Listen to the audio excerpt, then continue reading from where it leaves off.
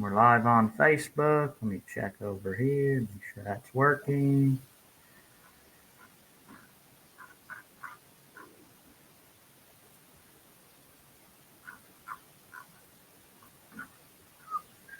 We are live on Facebook, and now let's go to TikTok.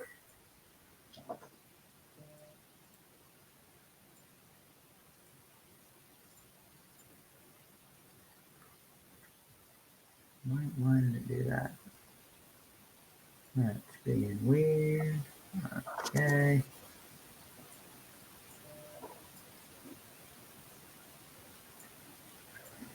Fun. Well, in just about a second, if I can figure this out, will it work?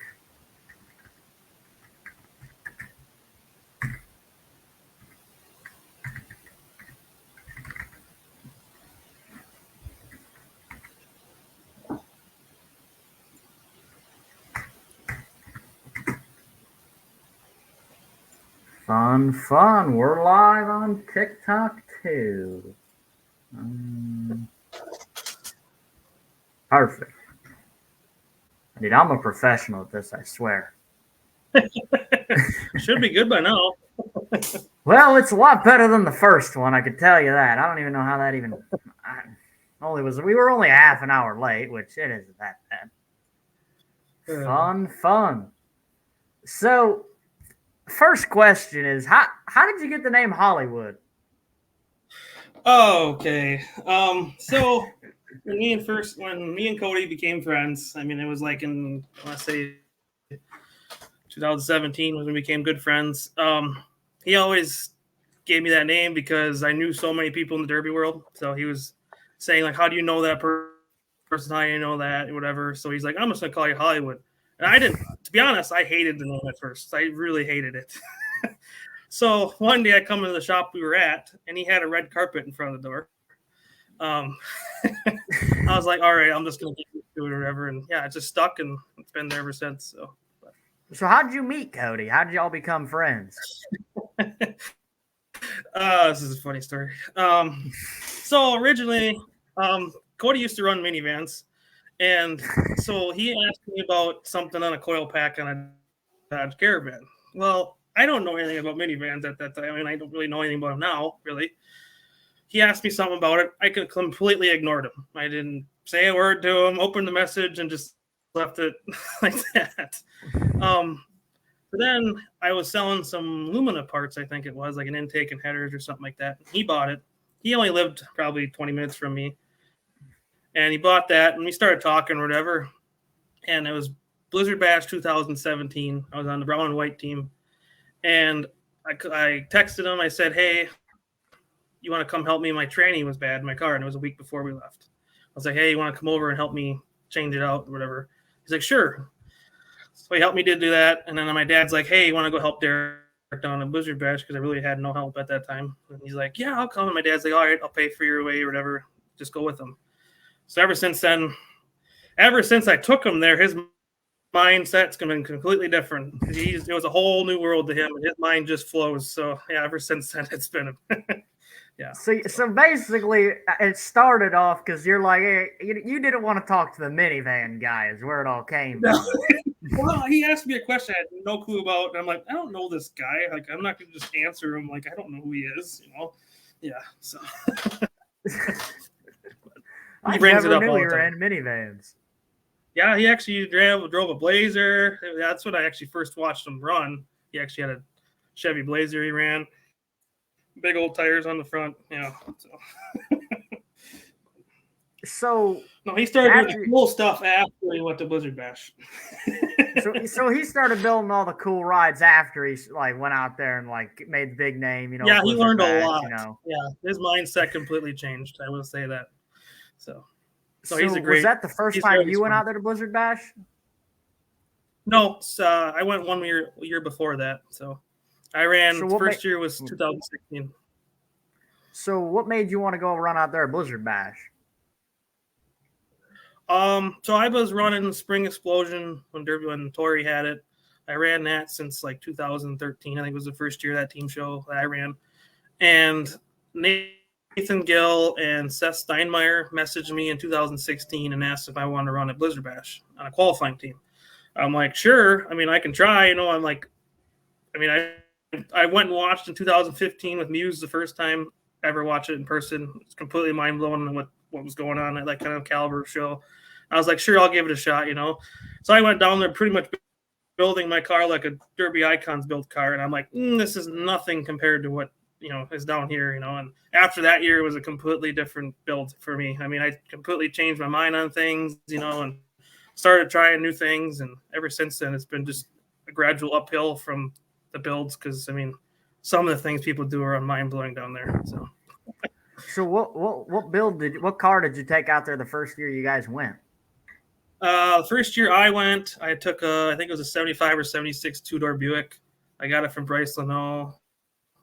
And let's say I'm never buying a car that didn't have rockers on it ever again, because I put new rockers on it and that sucked. But I mean, the car did good for what it was.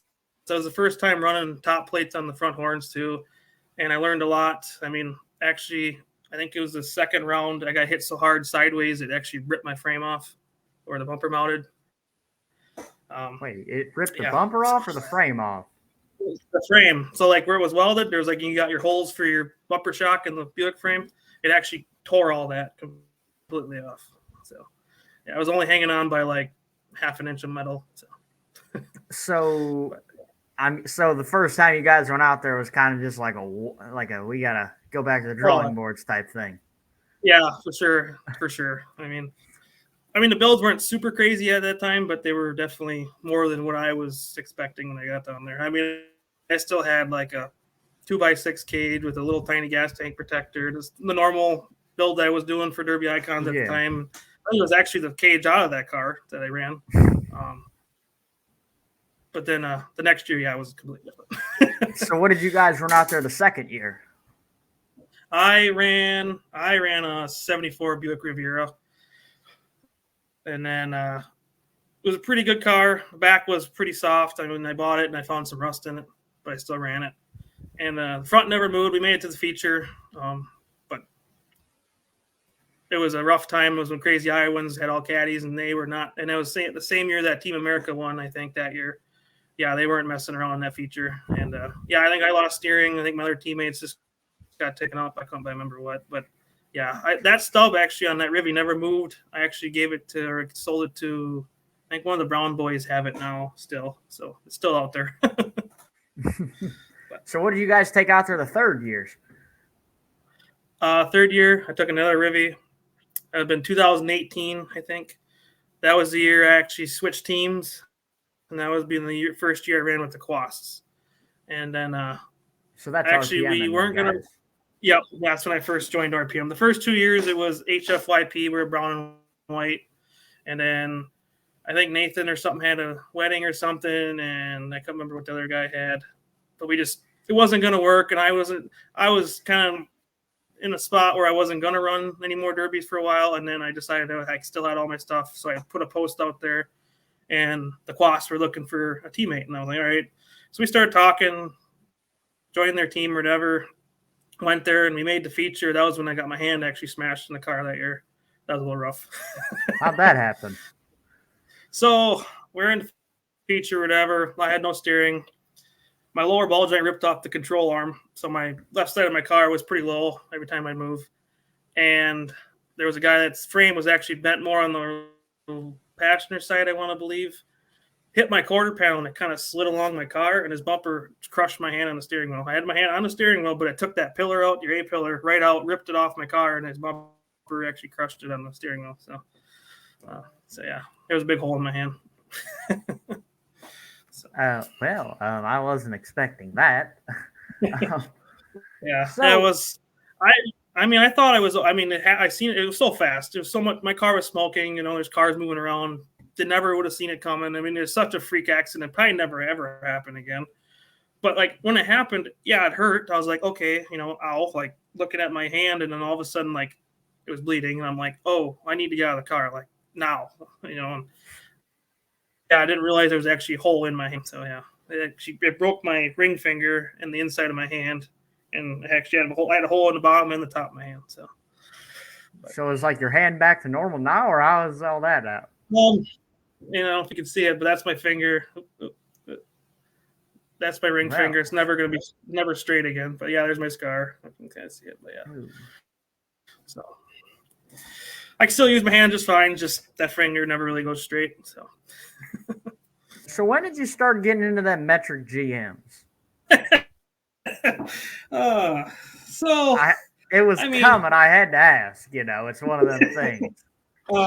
So anyway, I think 2019 was last year I ran a Ribby, and then I was like, I don't really want to pay $3-4 grand, whatever they are, for an old iron anymore. And I'm like, I want to try something different. I like challenging myself. So I was like, and I'm not really a big Ford guy. I really don't. I don't really want to run a Ford. I don't know. To me, it's just cookie cutter to me. They're great cars. I'm not going to say that, but I just like challenging myself. So I was like, you know what? I'm going to try a metric GM with these rules. Blizzard Bash rules, they're pretty, any car can almost probably be good. So I was like, I'm going to try it, see what happens. So I built that bubble GM. And so that was the first GM you ever built that year? Yeah, to them rules, I've built GMs a long time ago when I was younger, like 15, 16 years old for like around here. I didn't really do anything to them.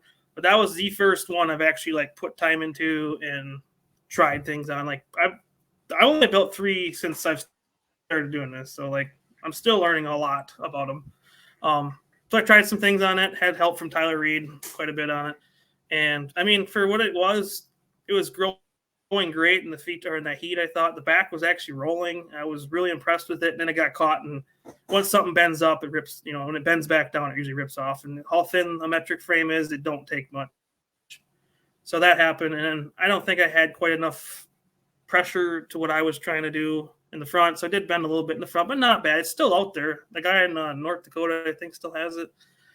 But I definitely learned a lot doing that one, and I put it into my 2-door in 2022. That one never moved at the firewall. The back, I didn't even dimple it, nothing. I just was hoping and praying that it never would drop, and it never actually bent down in the back. It just kind of squeezed in or whatever behind the humps. But I did bend in the horn a little bit, so I just cut it up and started over. The cage is actually what was in my Gold Rush car. So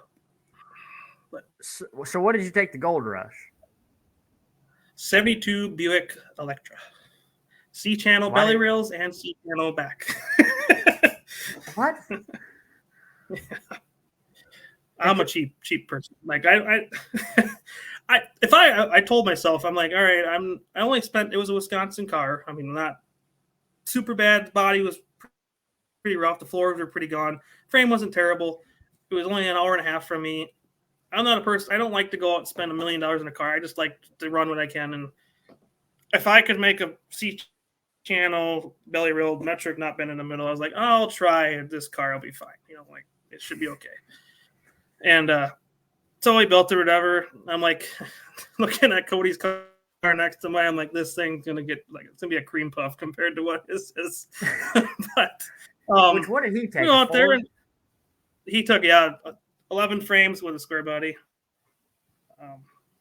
Just from watching him build that thing I'm just like, oh, okay. I don't ever want to take that head on. Like, it's just, there's just some little things that, an 03 can kind of do compared to what you can do to an old iron.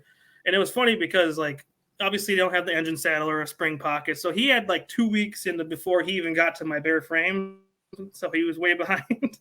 But I really wish I tried something with the back of it. Never even got the chance to see what it do. Because, the first heat, the guy hit me in 15 seconds and ripped the frame off the back. So I never even actually got to see if it actually rolled like I wanted it to. But I just cut it off after that. So just cut it all up and let it hang out, huh? Yeah, I just let the body hang. So what do you think? So if you guys run out there next year, what do you see yourself taking? I already got it, but oh God. Something I haven't built before. I'll say that. Let me guess. Is it a Cadillac?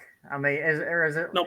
It's probably a Suicide or something. Something with great suspension under it. It's something practical, but I've never personally built one. So. Oh, so it's something that like it's a cookie cutter build in your eyes then. I mean, you can always build them a little bit different, but yeah, I mean, uh, You got yeah. it. Cody said you got a Geo Metro stashed out behind the barn. Gold Rush bound. Should be interesting. So what? Since you ran out there at Gold Rush, how much different is Gold Rush compared to Blizzard Bash? I mean, the build wasn't really far off from each other, but like the 3 or 4 things that you couldn't do at Gold Rush to me made a big difference compared to how hard these cars were going to be. So these guys been building these hard cars for a while now. With these, you got the bigger coil springs, you get that 8x8 motor mount in the front. There's a couple little things in there, that you could do at Blizzard Bash. Those things made a big difference to me, like where I wanted to kind of bend, where I wanted to not be so hard. That's why I kind of like didn't go crazy on the pressure, but kind of did because I was not having that big spring or the 8x8 motor mount was kind of scary with the spring pockets. We're all learning this stuff again because we were so used to so hard cars. I think that we didn't realize like it's probably going to go in spots we never were used to anymore. That was one big reason too. I didn't build a metric again, just because there was some key things that I don't trust myself enough to know what's going to happen if I don't have that stuff yet. So that's why I was like an old iron GM. I'm pretty good at. I mean, I've built enough of them. I know where they usually go with these kind of rules, and that's why I picked that one. So I get you. We talked about this before we got on live, but so how did you guys pick your team? How did you get on your team for Gold Rush? So originally, I was going to go back to Blizzard Bash with the Quasts, and then that was like the game plan. 100%, we're going back to Blizzard Bash. We made it finally on the qualifying side after how many years? And then Sam messaged me one day, and and asked if we wanted a national spot at Gold Rush, and I was like, I mean, yeah, like I'd rather run Gold Rush just because I want to do something different. I've been running Blizzard Bash since 2016, and we were talking about it as a team. And originally we were going to go 2-2, like either me and Hunter, me or Tyler. We're going to go as a team, and then Rick and Hunter would go down to Blizzard Bash with 2 different people. And then a little while later, they decided they all wanted to go to Blizzard Bash, which is completely understandable. We finally made it there, and I was like, I want to try something different. I want to build something a little bit different. I just want to see a new place. And they're like, as long as you can find your own team, you go for it. And I'm like, okay, I just want to make sure you guys are okay with it, whatever. And then that's when they knew that their brother would run with them right away.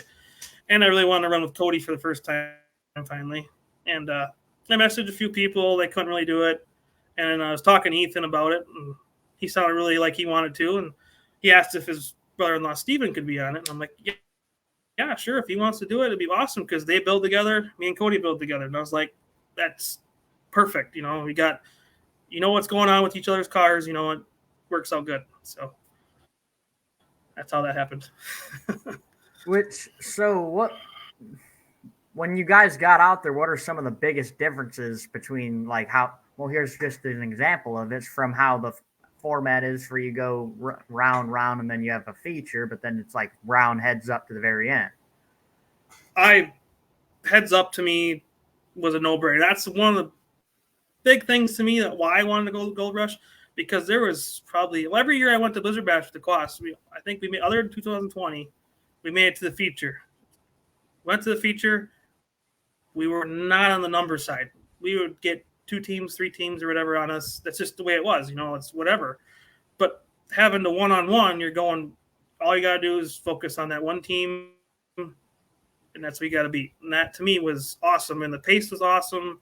That track was awesome. I mean, it was a great show, I thought. So out all the years you ran Blizzard Bash and out all the years you ran, this year you ran Gold Rush, which one do you think is the better show? I can't really say either. I mean, to me, they're both great shows, great places.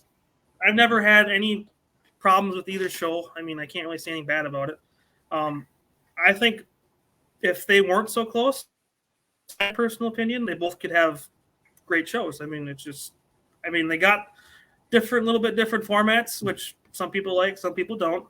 I just personally, I thought the Gold Rush facility was nicer, bigger, and how it was laid out was a little bit nicer than Kansas. But Topeka's stuff is not bad either. I can't say anything about it. But the facility at Gold Rush was a lot newer, and the ventilation was a little bit better. But I mean, I never really had too many problems at Blizzard Bash when I went there. So I get you.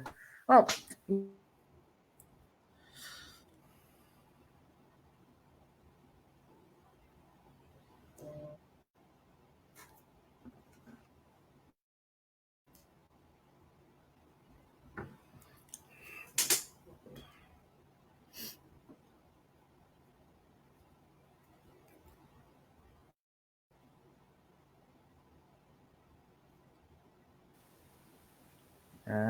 okay, we're back. Now you'll have that. Anyway, so how did you get started in the Derby, and what kind of got you into it? I mean, my dad derbied ever since I was a baby. I mean, it was my whole life pretty much. I was always part of it. I mean, obviously my dad never did anything like I do, but he would always run local fairs. He'd run whatever he really got. I mean, he ran little trucks, he ran little cars, big cars, anything you could name it. Trucks, full-size trucks. But yeah, I was like always what I was. It was just me and him when I was little. I mean, for the most part, I was the only child at the time, and I was always helping him strip stuff. Helped him. I was driving cars around the yard when I was like 5 years old. I was just loving it. I mean, Derby was it still is a big part of my life because I mean, I would do anything I could find when I was little. Like there used to be a restaurant like 20 minutes from me that would give you a kid's meal, and it'd give you like an old 3D looking car with your food in it. I kept like 8 of them and derbied them after I got all 8 of them. I mean, that was just who I was. I'd take Play-Doh back then. I'd take a car body and make Play-Doh derby cars. I mean, anything and everything was derby when I was younger. So then, I started getting older or whatever. And at that time, the oldest you could be to run was 14. That was when Derby Icons had the Future Icon class. So my dad decided to build me a car for, I think it was Fall Brawl 2009. Would have been my first derby. And he built me a Wisconsin Rusty 74 Impala. And at that time, we didn't really have anything to do it. So he had a local guy that actually borrowed him all of his stuff, his engine, all his parts and everything. My dad just gave him a little bit to rent it. Went down to Fall Brawl. There was only like 6 of us. Muddy mess. I ended up winning and got hardest hitter in that heat. And then I was obviously hooked before that, but I was sitting on a Scooby-Doo pillow because I was so little I couldn't even see out the window really. But I had a time in my life. I drove that car around I don't know how many times in the field before I even ran it. So To put things into perspective, when you ran that, I would have been 3. Yeah. So after that, where did you guys kind of go to, like show wise? So we kept doing the Future Icon thing. So I ran in 2009 for the first time, and then went to Metal Mayhem in 2010. I ran the Future Icon class with a 74 Olds 98. I wish I could have that car back because that was a really nice car. And the funny thing about it is my dad traded that car for a 6-window Vic back then. Beautiful car. We built that. Then, obviously we didn't do a lot. Working suspension. That was the first time we didn't run rods in the trunk, and I'll never do that again because I guess like middle of the show, I hit some in the trunk and it split open because it was just cut off. It was not 90 or anything. Split open. I couldn't see. Obviously, I couldn't see to start with because I was still sitting on a pillow because I was so little. So I couldn't see out the back, so I started using the front. And that thing was junk. And I ended up getting second. But I remember like 3/4 of the way through the heat, it was bent so bad, and I had the old style block mounted gas pedal, and like the lever part of it went through the firewall, but like I couldn't push it because it was hitting the firewall. So I had both my feet pulling on I had both my feet on the pedal and both hands on the steering wheel, pushing hard as I could to get it to go anywhere, and it was just idling along. But yeah, I got stuck along the entrance because I couldn't move, and it was junk. The horn was past the front tire, so it was.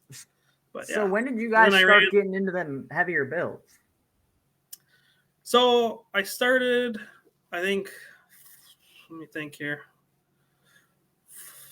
15, 15 would have been the first year I actually like put more time and had some pressure starting. That was when I ran Future Icon class at Spring Explosion.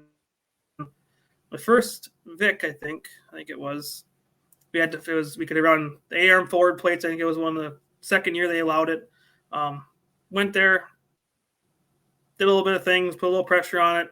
Went there, I had a blast in the heat, got in the feature, and that was probably one of the roughest features I've been into a long time. I had EPR after us, Bobby Whitaker's team, and there was another team all beating on us. And I think Mike, can't think of his name right now, 69er. Used to run WFO. I can't think of it right now. But anyway, they were all, I mean, I think Adam half tracked me right off the rip and put me in the corner.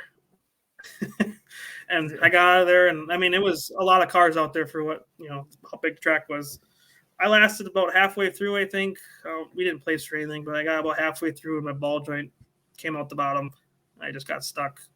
But then I want to say 17 was probably the first year I started doing some different things, and I ran spindles and was learning a lot more. And after that, I just kept obviously learning more and more every time you run.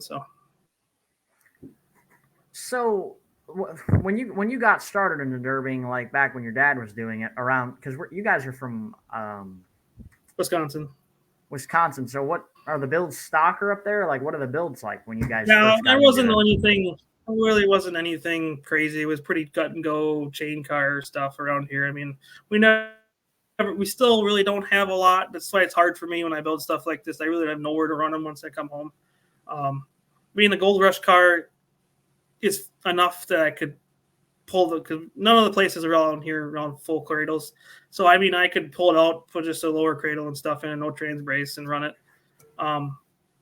But back then, it was, you could maybe have a bumper shock in the frame or like on your frame and stuff like that, but it was nothing compared to what I was already doing.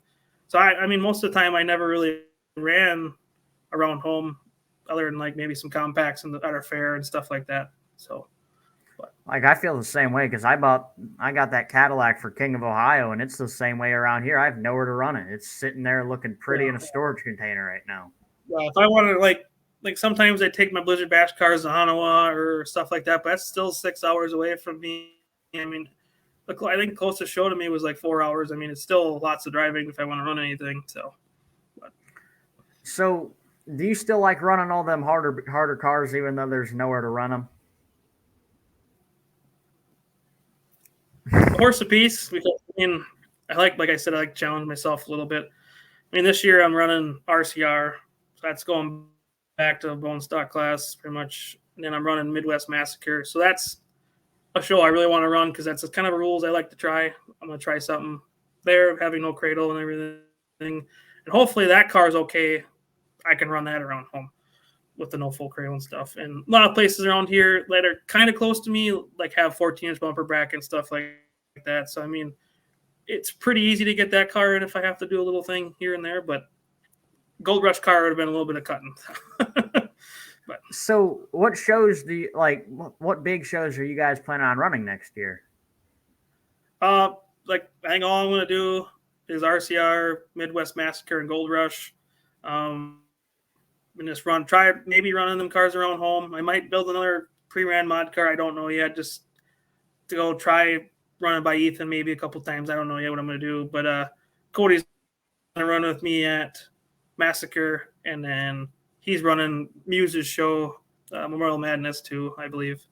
So he's doing that, and then obviously Gold Rush.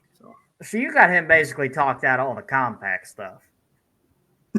Well, I mean, I tried, but he's still got a lot of. Well, he just got more little car stuff, but so I don't know if he really wanted it, but he got more of it. So. Well, at least he isn't going back to minivans. Yeah, that's always good. Yeah. Yeah. He almost was running a truck this year, so that would have been new to him, but he didn't. A truck? That, so. Yeah, somebody by us was trying to get him to run a truck team. So, but he's running that car team and stuff. So speaking of Muse, two things. How is that pronounced? Is it Mavis or Muse? I've heard Mavis. It's Mavis. I call him Muse, but it's Mavis. So. I think everybody I don't think calls he cares him either Muse. I mean, I don't know. So how far away are you guys from him? About 2 hours. I get you. He's 2 hours north. Fun. I didn't know any of that. I figured you guys were all in the same area, but I didn't really know anything. So did you have you ran against him around home in minivans with Cody or whatever? No, I've never ran. I've only ran on the same heat as Muse once, and that was with the bone stock full size car. And other than that, I've never ran with Muse. So, I mean, I've helped him. Like the year I went in 2015, he ran a truck that year. I went with him and helped him on that. And the year he got Mad Dog in the Capital Carnage class with his wagon, I helped him fix that turd back together, get it for the feature and stuff like that. But that wasn't fun. But then I used to go out to him with when he used to run Mandan. I went out there with him and helped him on his cars there and stuff like that. But so pretty much all the how many big show drivers that run the big huge shows like the national events around you guys at all? How many of the are there a lot of guys like that around you guys or not really? I mean, they got the Johnsons, Zach, Troy. They're probably an hour from me. And then Collins, he's like an hour and a half south of me. Daryl, he's not that far away from me either. Then we're pretty much the guys that are close. Obviously, Minnesota ain't that far away from me, but the Quash are 4 hours from me. A lot of the guys that run national side are from Iowa, I'm pretty sure, like Busch Light and Octane, and the WRP guys are from Nebraska, Iowa area. So you're kind of in that Midwest area. Have you ever ran out here out east at all yet, or no? Nope. Farthest I went that direction is Illinois. So I mean, I've went and watched Faster Cash, but I've never actually ran over there yet. So I thought about running the King, but it's just there's just so much going on, and that hard of a car, like you said too, is just I don't know what to do with it. I had plans on running, but then we talked about it, he's not running pre-rans now, so I kind of threw my idea out the window. So there's so much going on in June and July for me. It's just, and I'm the promoter for our fair too in August, so I have so much going on already, and yeah. So when you guys just promote your regular county fair, or how's that all work? I'm just it's we have a group of guys that do we'll do the tough trucks and truck pulls and stuff like that during the fair. My dad was one of the main guys that was in charge of that forever. I mean, probably the last 30 years. But he didn't want to do it anymore. And I didn't really no one really knows exactly what's going on in Derby anymore. I mean, it's so much evolved, since a lot of the guys used to do it with my dad when he was in the 80s and 90s, knock the windows out and go. So I was like, I guess I can take over. In the last 3-4 years, I've been in charge. Been trying to make it fair for everyone, because I know we get to the middle of August, people want to use whatever they can. So I try and make good rules that are fair to allow as many cars as they really can for all these different little fairs around here. It's kind of hard sometimes because it seems like none of them are the same. But try pretty lenient. I mean, most people understand they're just trying to use their stuff up, so no one really gets mad about anything. Everyone usually listens when I say either fix it like this or that or whatever. I mean, last year we had a great show. I almost got $12,000 extra from sponsors and stuff for the paying the guys. I mean, I just went around to local people and anyone that wanted to help out, and it turned out great. And the show was awesome. Track's always awesome at our fair. Nice clay track. But guys are getting a little rough. Cars are getting harder. They're breaking my concrete walls. So how many cars do you guys usually get around there locally? For me, I don't know why it is for my show, but I always seem to only get all the full size. A lot of Cody usually does a show not that far from me. He gets a lot of little cars and vans. Last year, I think we had I want to say maybe 50, 60. Pretty good for owned by me. I mean, the year before, I think we almost had 80. I don't know what was a little different, but I had a half of that's almost full size, for my show, and then other shows try doing full size and no one really shows up. And weird to me, but I'm not going to complain. I mean, the guys like to come and they put on a great show. So when you, for your guys' fair, like you got, what makes you think you get all the full size guys and like everybody else? Do you guys get a lot of compacts or anything else like that? Well, I mean, we do. I mean, I have like 3 different compact classes. Well, actually 2 last year. This year I'm going to have 3 just because, like I said, I'm trying to get all these guys to bring if they got something left over, they want to run it, I'm giving it a place to run it.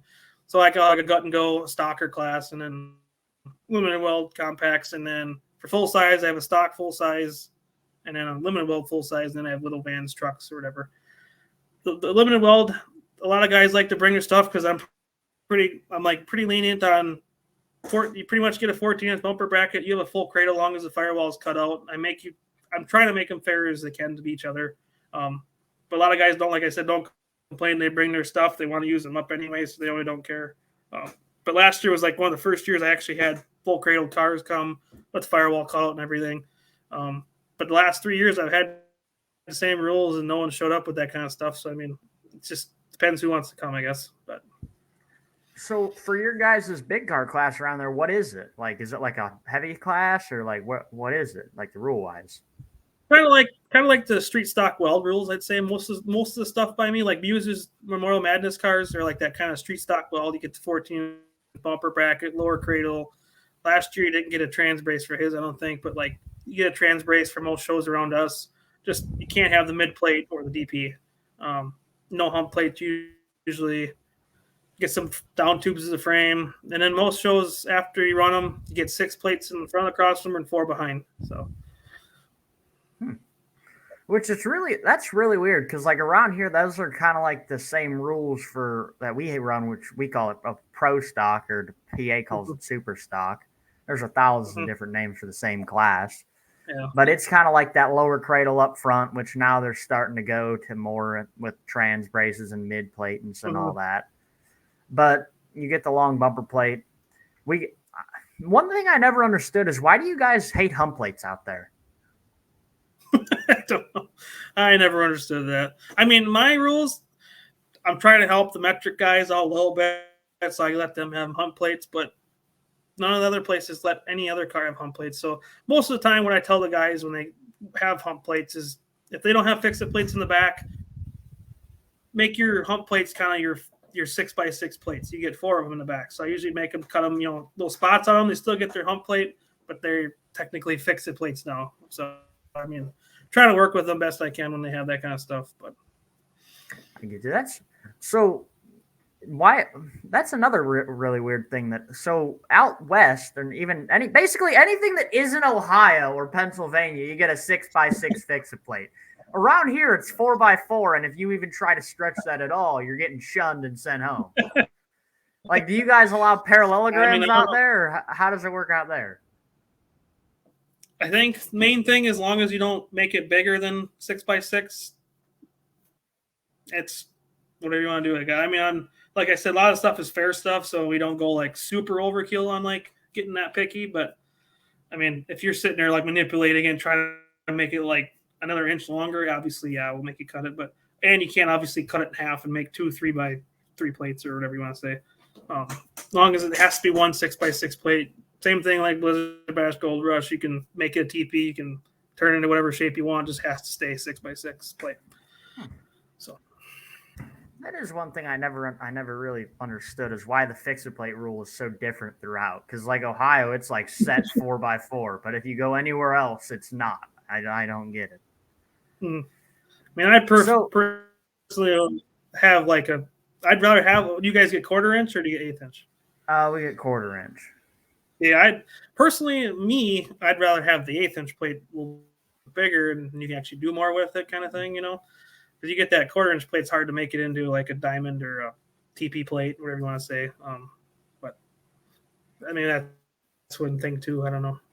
So that's the same fixer plate rule that you guys have out there at like Blizzard Bash and Gold Rush, 6x6 by like the 1/8 inch, right?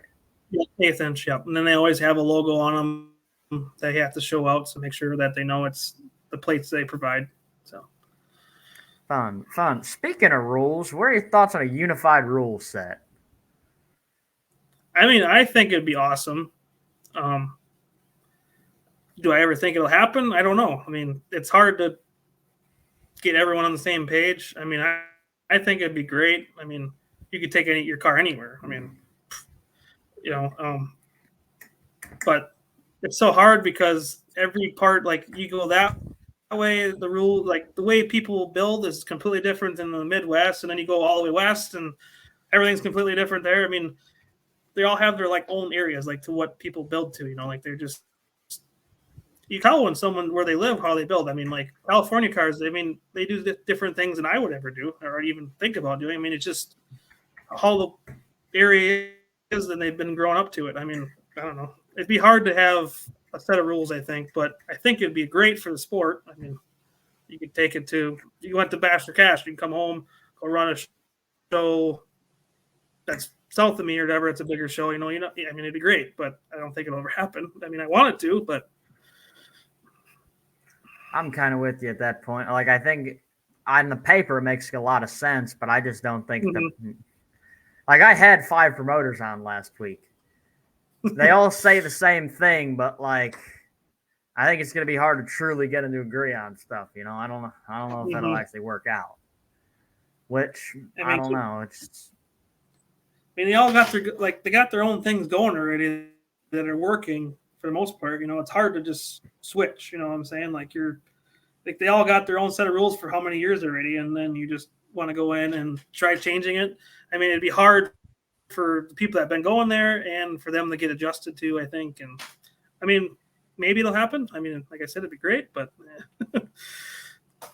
yeah, I mean, like I'm gonna say it. I just don't see anybody being able to come together and agree on anything for more than maybe 5 minutes.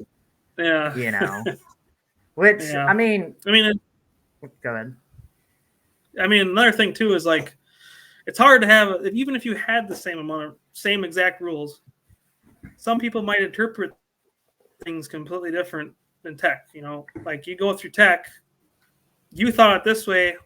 They might think it differently. You go to the next show, they'd be like, "Oh, okay, I understand." You don't know. I mean, everyone interprets everything differently. I mean, that's why there's so many different unique builds because people completely think of things differently than the others. Which I think that does like one of two things. It's either going to A, make it so that's not even possible, or B, it's going to make it so it has to be possible. You know what I mean? Because like I build a car for Deadman in October. I have nowhere to run that car now because the way their rule is, you can shorten the entire front core support mount off to behind the mount.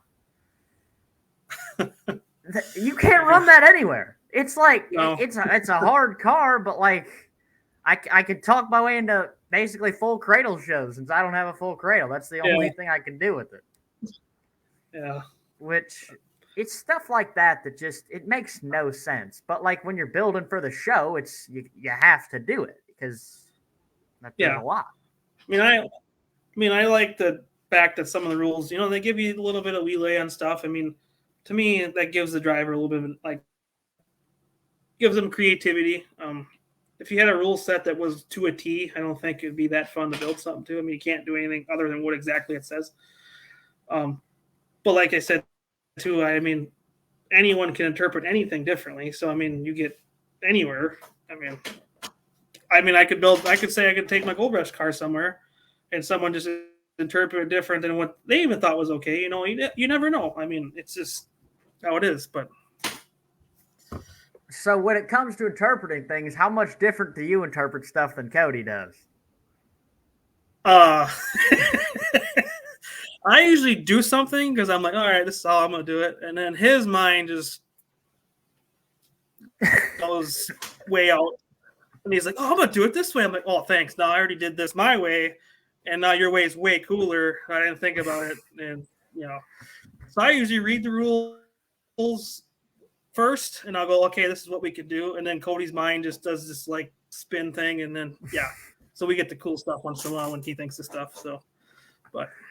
How bad was his sometimes Gold Rush? It wasn't terrible. I won't say that. I mean, his wasn't too much longer than mine, I wouldn't say. I mean, there's a lot of things on our lists that we kind of knew. I mean, it's the little things you always do that you know you're going to have to cut, but you just do it. Just because when you're building the car, it's just easier to get it done that way. But I mean, most of the things, there was nothing I could be mad about that we had to. I mean, like there was all the little stuff like normal. I mean, only thing I thought was funny was people thought my trunk hood was 1/8 inch before I got there, but it was just a skin. Wait, what happened? Well, I was just told like I took like the inner layer of the trunk lid off, like the skeleton of the trunk lid, so it was just the skin. There was nothing else behind it, so it was really smooth looking, and it was really easy to manipulate. So I made it nice and perfectly square in the back, and then someone told me I had a piece of 1/8 inch when I got there, and I'm like, no, it's just the trunk. Yeah, so I thought that was kind of funny, but that's funny. So going forward, so do you think what builds do you think you're going to get into next? Are you going to get into some roundbacks or like I don't know, some Imperials or anything stupid, anything off the wall like that? I got a 75 Monty I want to try just because something different. I don't know where I'm going to take it. The horns are weird on it. I need almost to have rules set where you can kind of manipulate the horns just a little bit. I like trying different things. I got another metric I want to try for a little bit lighter show just to see what it does. I mean, I ran that one not that far from me last year. That green one was a great car. I mean, for what the rule set was. I mean, obviously it bent in the front, but I was taking cars head on for no reason probably. I had great time in it. Did some things on it they weren't really happy about, but some of them rule sets, they don't get too creative. Like I'm so used to looking at Blizzard Bash or Gold Rush rules, and you go around home to these little shows and you find all the little things that they miss, and had fun in that. I really want to run a leaf sprung car, so there might be one next year. I don't know. Oh God. I'd hate to see what Cody comes up with a set of leaf springs. Things are going to look like a triangle. I mean, there is a car I really want to try somewhere because I don't think anyone's built one heavy. I seen one at Iron City show this year, but one of the Seville's, the Cadillac Seville's with the leaf springs. I think they got some potential if you do some time into them, but being that unibody, I don't know how it's going to act yet. I have one. Got to go get it yet. I want to kind of look at it, see what happens, but I don't know where it's going yet. So.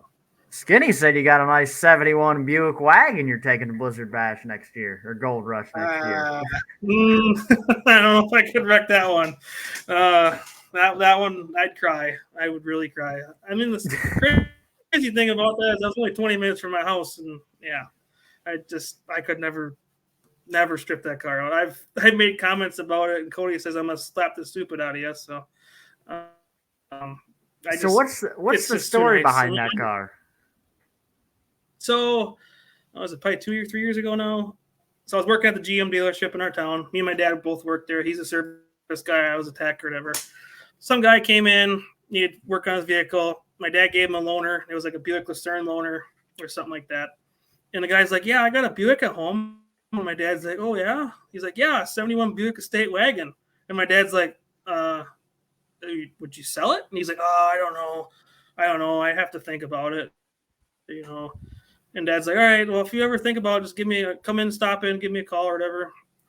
So the next day he picks up his car. My dad's not there. Leaves a note for my dad to call him. So my dad calls him. He's like, yeah, you guys want to come look at it and see what you think and blah, blah, blah. And I'm like, yeah? Like, he's only 20 minutes from us.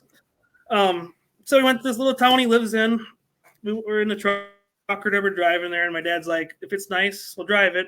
If it's, rougher like we were thinking, we'll derby it. I'm like, okay, whatever. So we get there, and he's got like 2 garages. One was separate from the house, and he had the house garage. It was a 2-car, big, fancy blacktop driveway. He had this 2-car garage. This wagon was buried in cardboard boxes. You would have never seen it if you would never found it there. So he had it unburied, had all the boxes off to the side. He had the hood open, and the motor is painted like perfect, nice orange yet, all brand new radiator hoses. I mean, this thing looked like showroom underneath the hood. I'm like, there's no way I'm derbying this thing. Like, there's no way. Like, I couldn't even do it now, and looked in the inside. There's plastic on the seats yet. I'm like, what? Why is this happening right now? Like, and so we were talking to him, and he said, yeah, I got it from Georgia. That's where it originally came from. Brought it up here 16 years ago. Fixed some things on it, and it's never moved out of that garage since then. I'm like, okay, like, and then we got to talking and stuff, and he's like, well, how much you want for it? And he's like, oh, I don't know, $3,500. I'm like, sold. Like, I'm like, yeah, give him the money right now because I don't have all of it. So, so we came back later, and I think it was like that was fall time. So he left it over the winter in his garage. He came back, I think, in the spring, picked it up. Thing had so much dust on it, you couldn't even see out the windows. Cleaned it all up, and everything works. I recharged the AC, that works. All the windows are power, the hatches power, everything works. One of the things, the driver's seat has some cracks in it, which is whatever. But also on the way home when we're hauling it, I noticed the carpet inside was kind of tore. And I was like, God, it'd be nice to find a carpet, for this car, We got home, he had a brand new carpet kit in the back of the back seat area. I'm like, no way. And he gave us a whole nother set of parts from another wagon he had and stuff like that. So we got so many extra chrome pieces and whatever else. I'm like, there's just no way this has happened right now. It's got an air compressor on it, air shocks. I mean, it's it's quite the unit. I mean, drives great down the road. Only thing is the gas gauge doesn't work because when he put the gas tank in it, and 16 years ago, it must have just never really drove it after that. So the whole tank got so rusty. I had to put a new tank in it, but you know how hard it is to find a fuel level sensor for a freaking round back? Yeah, it's not fun. You can't buy them brand new. I don't know where to find them. So I'm hoping the one I got now, I can maybe, see if I can put a new tank in it. So, but. That's a fantasy. That's not even that doesn't even sound realistic. Yeah, it's been a great. I mean, starter went out of it. That was the thing that got me this summer. Is I drove it a couple times. I want to drive it more, but I want to get that fuel level sensor fixed. It had a little exhaust leak. I kind of got that fixed. Had it at the fair this last year, and I moved it 4 times that day. Went to go leave, it wouldn't start. I'm like, what the hell, So my dad actually had to pull it home with his Envoy because my dad don't live very far from the fairgrounds, and that's where it was sitting right now. And so he pulled me home, and I'm like, it's got to be a starter. Well, then I finally got time to do it, and I finally got my own shop to do that kind of stuff in. So he brought it here, put a new starter in, started it up. I'm like, oh, good, it runs and drives right now, and I got to put it in storage because it's snowing. I'm like, so I didn't get to use it anymore this year. But man, the closest thing I can get to that is about 2 Cadillacs off of Facebook Marketplace in the middle of the ghetto. The guys don't even speak English. I get there. I got me and my friend that looks like he just climbed out of a tree. and I'm having to just talk my way into these 2 Cadillacs to people that barely speak English.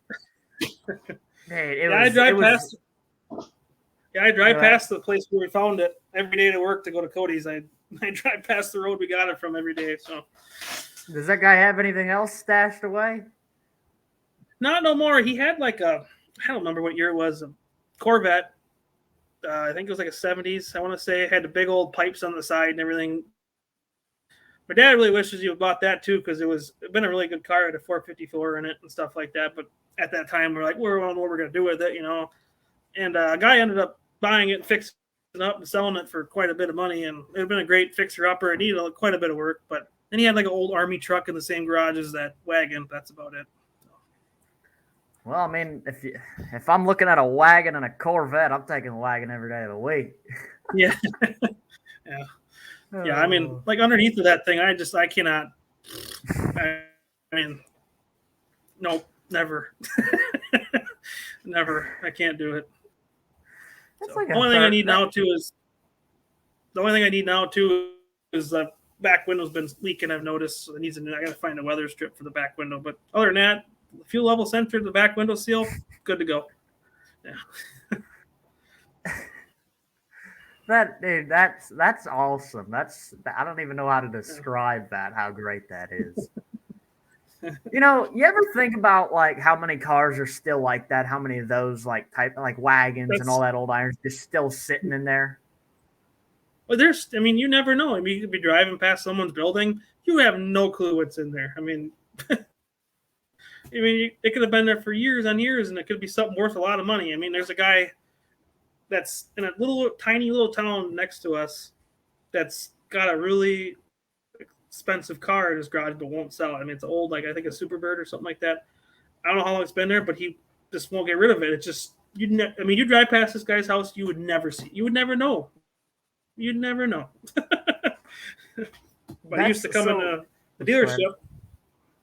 Yeah, he used to come in the dealership, so he told my dad about it and stuff like that. But probably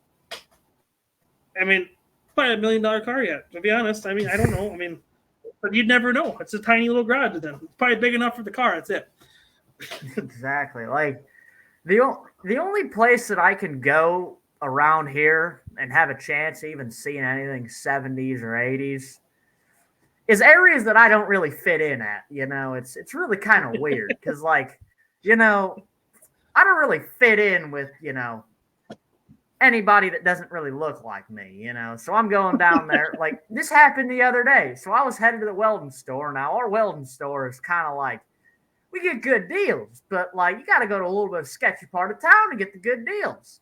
So I'm driving there, and there's some used car lot. There's like 3 crackheads on the corner, and I'm just slow. I'm 10 and 2, you know, just trying to not draw any attention to myself. And I look out the corner of my eye. Looks like there's a 76 Impala. I just see it. So, like, now I got to drive around the block. Well, you know, there was the same homeless people kept blocking the entrance, so I couldn't see it. I couldn't see exactly what the car was. So about on the 3rd time, I finally saw it was a 76 Impala. And of course, nobody's there, so I'm still trying to wait on a call back from them people. But it was a very weird experience. You know, and every time I went around the block, the looks kept getting dirtier and dirtier. So finally, I was like, you know what, boys, we're good. It's not worth it. I'm a Ford guy anyways. Doesn't really make sense. Yeah, I mean, most of the stuff, anything local other than that wagon, obviously, is pretty shot. I mean, Wisconsin's not good for having clean cars. I mean, you're lucky if it has a frame completely all there yet. I mean, that stuff's not good. But so how many, you got any other stories like that to find it, like weird stories, like when you find it or buying cars? I mean, the Rivian that I got my hand smashed, and I went all the way down to Missouri, I think Jefferson City. It's a pretty big city. Went and picked this car up. It was in this guy's backyard, okay? Kind of in the hood area-ish, kind of. But his driveway looped all the way around the back, it was a blacktop driveway, to his backyard. And I had a 40-foot gooseneck, and this path is only big enough for the trailer and the truck, okay? So I got to load this on there somehow, and it doesn't move. I'm like, oh, this is going to be fun. So I said, does it at least roll? I mean, does the tires have air and everything? Yeah, it should. So I had my friend Brandon with me, and us 3 started kind of pushing it, you know, and this hill, the driveway is down a hill. So, like, once you're going, you're committed kind of thing. And I'm in this car, and once it starts rolling, and I'm like, I don't even know if this thing has brakes. You know, I don't know nothing about it. And it didn't have brakes. So I'm going along. I'm trying to throw it in park, you know, because I had the motor and tranny yet, and the shifter's just doing the old click, click, click, click, click, click thing. I'm like, oh, this is going to be great. Thank God, I think my friend Brandon grabbed something to throw on the tire, and I just about went over it, but it stopped. I'm like, okay, we're good, you know, got on trailer. Went and picked up another car. We're driving home, and we come to the hotel to stay overnight or whatever, and my buddy Brandon's smoking a cigarette by the trailer. He goes, dude, the tire's gone on the trailer. I'm like, what? Like, no. I mean, it was a dual axle gooseneck trailer. I'm like, no, there's no way the tire's gone. I would have noticed it, you know. It was dark out or whatever. It's like, no, the whole tire's gone. I'm like, there's no way. Go back there, sure shit, the whole hub and everything came off of the tire. So one tire was on the one side with 2 cars on the trailer. So that tire almost cut a hole all the way through. I mean, it cut a big slit all the way around it, but it didn't pop it. I'm like, I have no tools. I had no extra hub. And we're in Missouri yet. I'm like, there's no way, you know, like, I don't know what to do. So thank God the Derby World came in and saved us, because I put a post on Facebook, and I had, I think Corey Longington gave me a hub, and Mike Brown gave me a hub, and Austin Johnson came and brought tools, because I had no tools to fix the trailer. Got it all fixed up, made it home, and I told my girlfriend or my wife at the time, I was like, I don't know if I should drive this car because this car is bad luck, And sure as shit, that's the car I got my hand smashed in. I'm like, great. Well, you'll have should have known from time to time. That's why I was a little nervous too when I because the core support that was in the Buick I ran at Gold Rush was pretty rusty. So I had 2 Rivy core supports in the shed out back yet. And I grabbed the one because I didn't run the Rivy core support in that car. I grabbed the one that was out of that car. I'm like, I don't know if I should do this. And that was a joke in the shop for a while, but I guess it was good luck for once. But that story is like, so about a month ago, me and my buddy James, which James it looks like he crawled out of a tree, very redneck type of kid, so I get this, I'm scrolling on Facebook in English class, and I see this, what was it? I think it was some Toyota product. And basically I'm like, for that cheap, even if it's a little rusty, I can still make money off of it. So we go down there and I tell James that it's about an hour away. Well, it wasn't. It was like 2.5 hours away, but I needed somebody to go with me. So he kind of it was one of them things. It was like, if his mom gets mad, we're just going to beg for forgiveness and say we popped the tire, which funny enough. So we get there. We're about 5 minutes away. Pop a tire on the trailer. Thankfully, it was the Derby trailer, so we had all the tools to change everything. So we get that changed on the side of the highway, looking like a bunch of idiots. So we get out finally, because the highway ended, and then the house was right there. So we get there. I'm looking at the car. It's an all right car, kind of what I figured it would be. Problem is, there's no way to get to it, because the way it was like the driveway was like a U shape, but like the car was like not near the driveway. So we had to basically luckily we had just enough straps to pull it up with the trailer and the Suburban. We get it up, and of course, once we're about to push it on to load it, of course the trailer pops off the ball. So I'm a little angry, I start calling James mean names, and it's a common problem. I tend to buy cars from people that don't speak English. I don't know what it is. So I'm calling James everything but a white man, and these guys are like saying it with me. They're calling him an idiot too, in words I don't understand. So I think. So James is just like, he's getting mad, and I start laughing.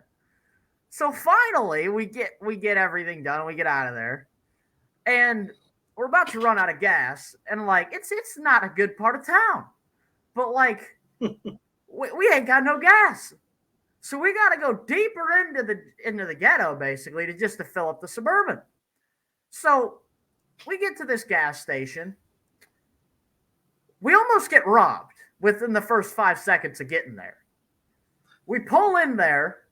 Some dude's just starts to try to I don't know, press up on me and intimidate me. And I was like, hey, bro, I'm white. You don't want to do that. So anyways, we kind of after that, we had to fill up the tire because, well, we popped the tire and it kind of had no air. So the craziest part of that night was, so as we're about to fill up the tire, the car in front of us starts speeding off. So I look to my left. I'm like, that's a pretty weird thing. You don't usually just speed off right at a gas station, just 100 miles right away. Well, yeah. I look to my left. There's a car speeding right after him. And a guy's hanging out the window shooting at him. I told James, we got to get out of here. This isn't a safe environment for us. We're 2 little white kids in the heart of the ghetto. We got to get out of here. This is not safe for us at all. Yeah. And then I get home and the car was a piece of junk because I couldn't really see it because it was dark. Yeah, it was a great night. But. Yeah, I haven't went to cities and bought anything before. So I drove through Minneapolis many a times with the gooseneck, and that's always a treat. But other than that, no. But I mean, one of the experiences we had on the way to go or the Blizzard Bash one year was pretty entertaining. I think 2019. I think we were using Cody's truck. We're pulling it, and I think we got to Des Moines, and it was like 8 o'clock in the morning. I kind of wake up. He's driving. My other friend Cody's in the front seat too, and all of a sudden you just hear this boof, and like his truck just revved up. I'm like, that didn't sound good. He's like, I don't have any gears. I'm like, what? And he's like, the input shaft just destroyed in this tranny, like right there. I'm like, oh, this is gonna be fun, like. So anyway, we pull over and it's rush hour, 8 o'clock in the morning on a weekday, and put a post out there for a truck because obviously we can't go anywhere. And God dang it, what's his name? I can't remember his name right now, but borrowed us his truck. Well, we're sitting there waiting for it or whatever, and my other friend Cody, not Cody Knuth, Cody McDonald, had to go to the bathroom as we're in the middle. We nowhere to really go by 4-lane highway. So he decides to take a poop next to the road sign. You should have seen. This is right where on-ramp comes on too. So this is the best part about it. All these people get to watch this, And then one of the DOT guys comes and gets us cones because it kind of, it was busy traffic or whatever. So he gave us some cones to kind of help us get blocked from the highway or whatever. Well, these people are still flying past us like we're not even sitting there because no one has courtesy usually. And so my friend Cody McDonald decides to grab the cone and move it to the next lane. I think it was 3 lanes. I think we were by. Moved it to the next lane, so they still had to go around farther. Well, no one knows how to drive, I guess, when they're in a busy rush hour. So this motorhome hits the cone, gets stuck in the wheel well, and is skidding for like the next half a mile, and we could hear it. And then all of a sudden, we could see it kind of fly out. We were all laughing because we're just killing time, and like people have no patience at all. Like it was just, yeah. But yeah, that's pretty much sums up traffic. That's the only thing I can say.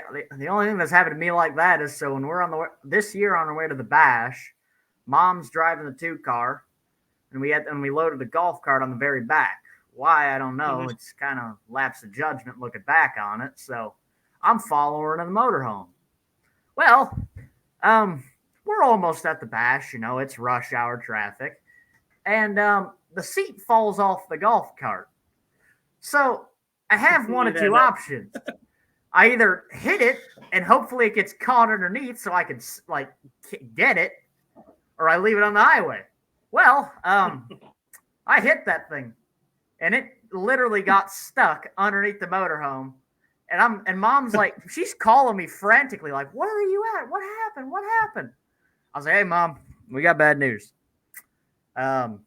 We need to find a seat for the golf cart. So the worst part about it was when I called my dad, because he's busy paving a road, he's working. We're on our way to the Bash. He comes later. I call him and I say, hey, Dad, you ain't going to like this. He says, oh, what did you do? Wreck the truck? I said, no, it's not that bad. Can you grab the other seat off of that old golf cart we got? He says, oh, dude, I got cussed out. It was worse than the time I hit the gas meter. Yeah, we actually lost the seat the same trip that the truck broke. We got to Kansas, got no seat. I'm like, oh, this is going to be fun. So we actually took like the table piece for the pop-up camper, put that over it, and then we sat on like the cushion for the pop-up for like when you sit at the table. That's what we sat on all weekend because obviously we had nothing else to sit on once we got there. So when you guys go out to them events, do you guys usually bring a camper or are you guys hoteling up for the week? I mean, I've done both. A couple times I stayed in a camper. That year it sucked because my dad packed a heater and the heater didn't work in the pop-up. And it was like 14 degrees that night. Oh. So it sucked really bad. But then the next day we went to Walmart and got some of the barnyard metal heater things and put 2 of those in there. And then it was like 1,000 degrees in there the next night, but it wasn't even that cold the next night. I mean, it was about, I think, by half and half. It's nice to have either or. I mean, at Blizzard Bash, I never really got to stay in the plaza, so having the camper was nice because it was close. But like Gold Rush this year, the hotel was legitimately like 2 seconds away from where we were pitted. So, I mean, that worked out really nice too. So I get you. Like, I mean, I'm glad we didn't pull a camper to Gold Rush because I got 2 miles of the gallon pulling in clothes to Gold Rush because the wind was right at us all the way there for 10 hours. So that was not fun. On the way home wasn't so bad because it was against pushing us. But yeah. So when you guys, for that trip out to Gold Rush, I could be wrong, but it's basically like bare land the entire way. It's, yeah. How about you get to, I don't know if it's Pierre area, I think. I don't remember the town name for sure, but it's pretty flat forever. Highway 90 all the way there for when we get on it, pretty much. And once you get to that, though, it kind of opens up to valleys and hills and stuff. It's kind of a cool experience. I mean, once you kind of get that way, it gets more hilly. I mean, but there ain't much going on. It's just driving. Yeah. So what does your wife think about that? What does she think about derbying and all this? Well, so I knew her before we actually started dating. But when we started hanging out, the first thing I told her is I said, "This is who I am. Derbies aren't going anywhere," kind of thing. Like I'm just telling you right now. And she completely understood. I mean, she welded on my cars before. She's been right there helping me. She stripped out my cars for me. She's always there to help. I mean, ever since we had the little man, she's been more home watching him, which is all I could really ask for. I mean, to get working on the cars and stuff, especially when I was at Cody's building them, I had to drive 20 minutes to work on them and everything like that. So for her to stay home with him was a big help. But she used to help me much as she could. I mean, she can't do a whole lot, but she could, whatever she could do, she did. Hoping this next year, now that I have the shop at the new house and stuff like that, she can come out and help again and stuff because she enjoys it. She likes being out there. She enjoys watching it. She was mad that she couldn't go really to Gold Rush, but we didn't know how little man would be. New place, I didn't really know what to expect, and so we just decided that he'd stay home, and she stood home too. So I get you. So when did you guys have him? June 6th. So he's just turned 6 months a couple days ago. So. Well, yeah, I think he's a little young for that experience, Yeah. I mean, he probably been okay. I mean, I don't know. I mean, next year will be fine, but I didn't know how the ventilation would be. I didn't know how loud it was going to be. I didn't, it's all 100% new to me. But after going this year, yeah, I'm not worried. I mean, the ventilation was awesome at that building. I mean, there was a couple times it was a little hazy, but it pulled it right out.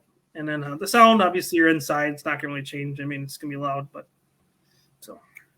I get you. So we talked a little bit earlier about how your mom passed away. Was she all about derbying, or like did she love derbying, or what was that? Yep, what was she that derbied like? when I was little. She derbied quite a bit when I was younger. Her and my dad did. She did a lot of powder puff because that was a big thing back then. She won a lot. She had a lot of trophies from that. But when her and my dad got divorced, obviously she didn't do it anymore because she wasn't with my dad.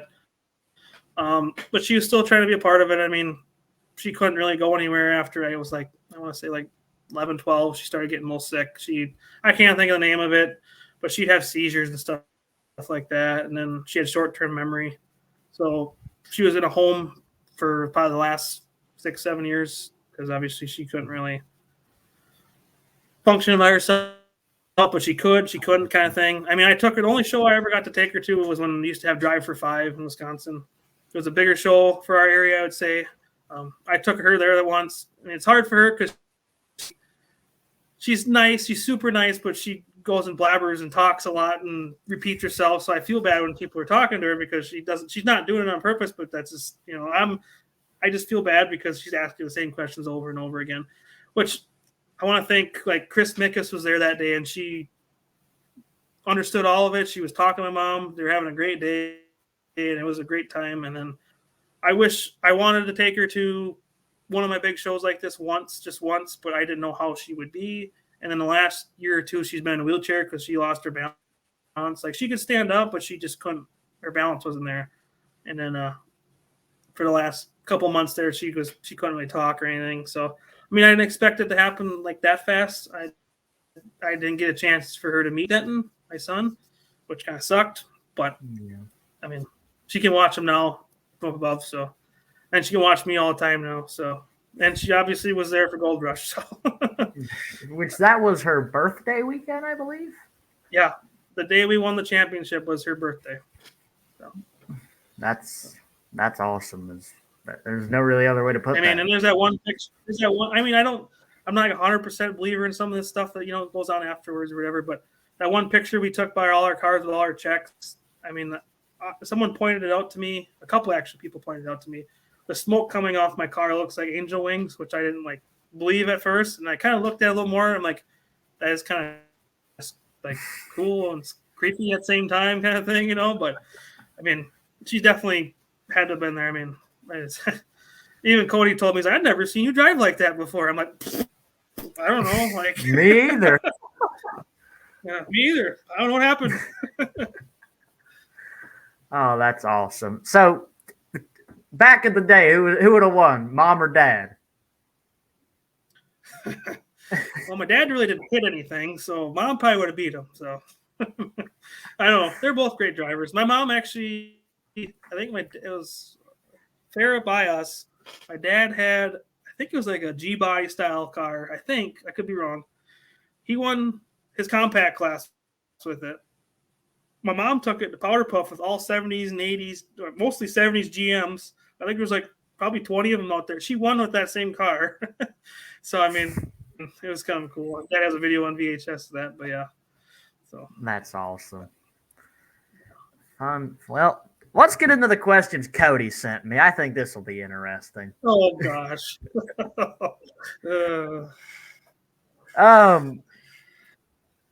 Butt dart. What does that mean? That's another nickname he gave me ever since I started working with him. He's a tart. So what's the reasoning? What's the meaning behind it? No idea. One day he started calling me it. His kids call me it now. I don't know. Yeah. That's Cody for you. So, why do you take advice from a guy that started in minivans? I don't know. Some days I really don't. I have no answer. No, like I said though, Cody thinks outside the box. I mean, there's a lot of things I don't even think of until he says something about it. I mean, his brain just. I mean, even some of the stuff he's came out with, his bumpers and stuff. I mean,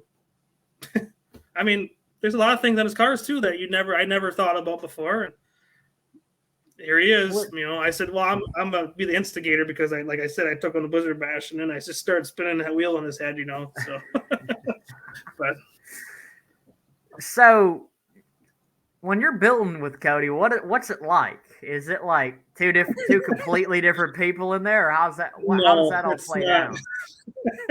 It's a great time. I mean, that's what's gonna suck, kind of. I mean, now we're not gonna be building together probably as much. I mean, it's always a great time. We're always fooling around. I mean, we help each other as much as we can. There's always things that one of us does more than the other. I usually do all the trunks on the cars. Cody does all the thinking and the what do you want to say? I don't know how you want to say it, but we have our certain things we always focus on, and it works out good for us. We always do a lot of things the same, and then there's things we can't do the same, but we think about it together. I mean, a lot of stuff we'll brainstorm on it, and that's how we get all our stuff out. So a question he asked me was, ask how car choices are made and for what rules. Which I'm guessing that means how do you how do you figure out what car you're taking to what rules? Like I said, for Gold Rush, he obviously thinks I'm dumb for building metrics. So I'm just not a Ford guy. So I just don't want to run a Ford. I don't know. That's me. But for Gold Rush, the no spring power, the no big spring, and no 8x8, and only an 18-inch bumper bracket was a big key thing for me for a metric, because I know for a fact where it's going to bend, and I don't want it to bend there. I mean, there's maybe ways I can stop it from doing it, but that was one reason why I didn't build a metric. And they were yelling at me to not build one, so I was like, okay, I guess I'm not building one. But a lot of times, I mean, I just personally just build what I think. I don't know. I just want to try something. If I want to try something, I do it. Like that Monty. Do I really need a 75 Monty? Probably not, but I want to try something because I like challenging myself. So that's just how I am. So I know exactly what that is. Like I like them 95 Lincolns and them 9802 Lincolns mainly because they suck to work with in the back. Them things are Yeah, they're terrible. They're hard, but they are terrible to work with. A nightmare all the way through it. that's why I like my GMs too, is because they got no gas door. Oh, it drives me nuts when the car has a gas door when I'm trying to do the trunk. Oh, especially Heck when Cody yeah. was running his G body wagons. Oh, yeah. Looks like I ran a marathon when I'm done. So So you're the body guy and all that, huh? yeah, I'm usually Cody's not very good at doing the lines on the cars. He's usually the trunk guy. He'll manipulate the trunk lid. He'll get that in there for me. But I'm always the guy that creases and squeezes in for the most part. But yeah, he gives me that duty.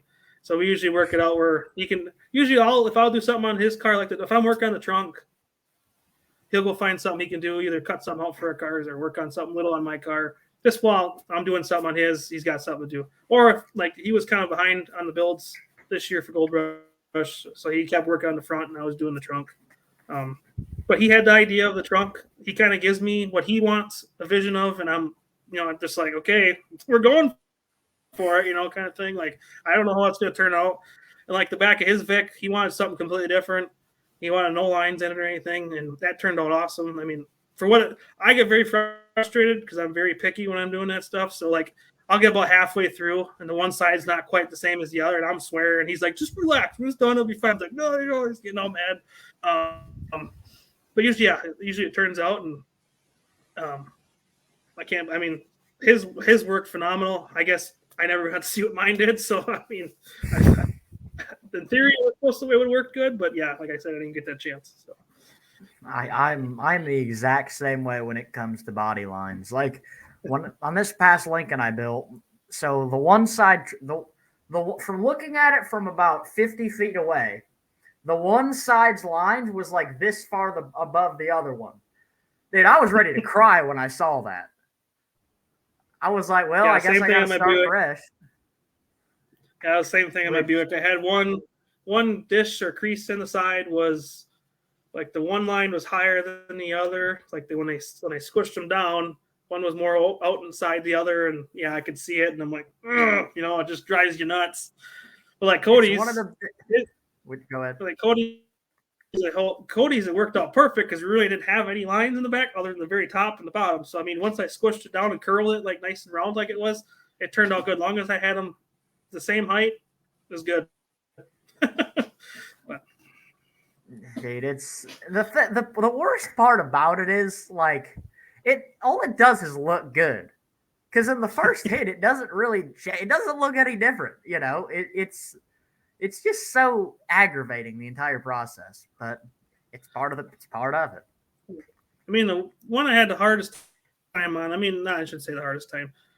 He had me do the Vic wagon. That one was a little difficult because we actually squeezed it all the way up to the back of the back doors. So everything was flush with the frame all the way up to where the door seam was. That's a lot in a wagon to move over in one spot. So that was quite the experience. And then he had Illumina he ran at Wicked Team Show this year. He wanted to squeeze it in like we do to our other cars. I'm like, I don't know how this is going to work, being a unibody and stuff like that. And it was a Wisconsin rusty car. So I'm sitting there trying to hammer on these quarters, and the whole quarter panel's flopping around. I'm like, this is fun. And then like the gas door on the one side screwed me up. And I mean, it worked out. It turned out awesome. It actually did more than I thought it would. I mean, it folded like a Vic in the back. I mean, I was really impressed what it did. But I was like, this is a lot of work for something I feel like it's just gonna blow apart, kind of thing. But it's still out there. The car's still going. Looks pretty good. So, so when it comes to body lines, so do you guys weld all the doors and weld the gas lid and all that before you start creasing on it or afterwards? depends. I've done both. This year, I think his car we didn't weld the doors. He welded the door shut on his car. The gas door. I usually make the lines, or I start creasing it, and then I'll start pulling and getting all that. I've never used a jig other than one time. It's all by hand and hammers and come-alongs. I don't usually use a jig. I just use me. But usually I get the line I'll start pulling them in. I cut some reliefs in some spots that I needed to kind of help pull it in. Still trying different ways of making stuff work. Kind of found out some new things that worked a little bit better on the Buick, but I didn't really like how it kind of, because like I said, never folds the same. But for the most part, yeah, I think mine was a 2-door. It didn't really matter as much. I think I did have the doors welded though. But like Cody's, we didn't have. Sometimes it helps, sometimes it doesn't. I don't know. I think on his Vic wagon we welded it because we pulled the doors over with it. But I always find that, like, because when I try to build the backs of mine, I try to have that back crease line run all the way up to the back of the front doors. So I always find that it rips, the welds always rip off, so you end up redoing Yep, I've been there. Doing it all anyways.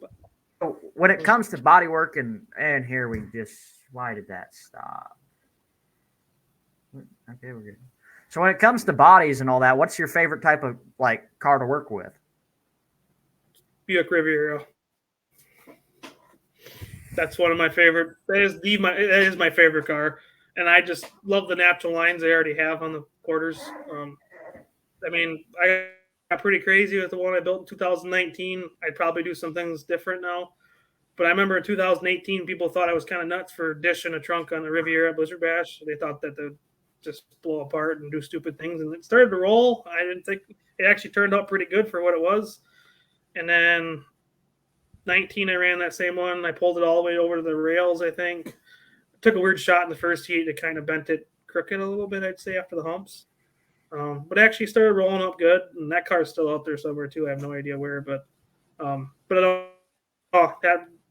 like two-door GMs probably in general. I mean, like the Buick I just built, I like to have them. They have the nice factory body lines there. I kind of go off that, but then I kind of do my own thing. But makes sense. So, what was it like creasing one of them G bodies? Because I've never even touched one of them before. They're tough little cars. I'll give them that.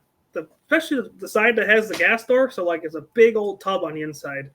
That side does not like to move at all. So, like, trying to get my lines on that side was because I was making my own lines, and the metal wasn't as. You couldn't get quite a defined line like you could on the passenger side. So that was always my biggest thing. But both years he built them and they turned out great. So, I mean, I don't know. I mean, to me, the first year we did it was a little overkill because we pulled it in so far. But, I mean, they didn't say we couldn't. But that was the year he ran no pillars. But, no, like, I mean, did it help? Did it hurt it? I don't know. I mean, the way them rules were, I thought he ran them against mod mini trucks after Blizzard Bash, and they didn't really move. So I mean, it's pretty much like a metric in the back. So I mean, you don't know what's going to happen back there, and I don't know if making it too hard what would have done. We don't really know. I mean, I think the one kind of dropped a little bit, but he always got on the roll after a while. So what is it like with how much different is like a metric GM compared to an old iron GM when it comes to the body and working all that like sheet metal style? I mean, to me, they're not far off from each other. The body on a metric's actually pretty freaking hard. I mean, to manipulate. That's why I believe personally that a metric GMs go down so bad is because the bodies are so strong compared to what the frame is. Because you work on a metric frame, you'll realize why they're kind of soft. I mean, you weld on or anything, you can just tell they're thinner. But the structure they have in the back like that is unbelievable. The front clips on a metric GM, like that bubble one, was there was a lot going on up there. I mean, they have a lot of strength in the body and not so much in the frame. So I think if you had, like, I wanted to put a bubble GM click on an old iron, but I don't know if the widths are the same or not. But I always want to try it. But working with them, kind of the same. I mean, that two-door caddy I built last time, probably about the same amount of work as the Buick took. Just the Buick had bigger quarters on it. So, how much different is it when you're working with a metric GM compared to a metric Ford? Whole different ballgame. To me, you got to think completely different. I think there's a lot of people. I'm not going to like names or anything. I don't know, but I'm just saying you can't think of it as a Ford. If you're building like for like a lighter show, you can't think of things a Ford would do. You got to think out of the box because like a metric in the back is. I mean, you got to make unless you ran at Blizzard Bash with 30-inch home plates and it magically didn't go down, which I'm really surprised mine didn't. You got to think of ways to make it roll good without ripping. I mean, like I ran that green one, I notched it. I think I really notched it, dimpled it, and cut it right after the hump so it'd roll. That had hump plates on it, but it was only 18 inches long. And like I said, the most key thing, too, is getting the best shot in the back. I mean, as long as you get them to go up, I don't think the fronts are that bad. Like some people think. I mean, you get a lighter show, you get shows that they can't tilt. I think a metric could compete pretty good with a Ford.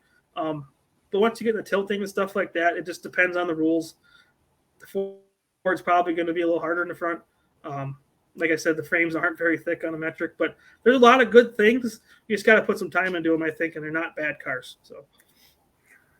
So how much what are the main differences between the frames on the metrics and the old irons? Because they all looked similar. Would they fit underneath, like vice versa, body wise?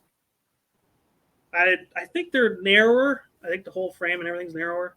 And to me, from just looking at a frame to an old iron, it almost feels like the engine saddle where it's actually mounted in the frame is moved back, like the whole thing. So the horns are technically longer on the metric, and behind them, the engine saddle is shorter. So you think old iron, it's a little bit longer after the engine saddle, the horns are shorter. And then the only thing that kind of bothers me about metric is the horns swoop out a little bit more than an old iron. That's the only thing that kind of bothers me about them, some rules. And then obviously most metrics are just C-channel in the middle.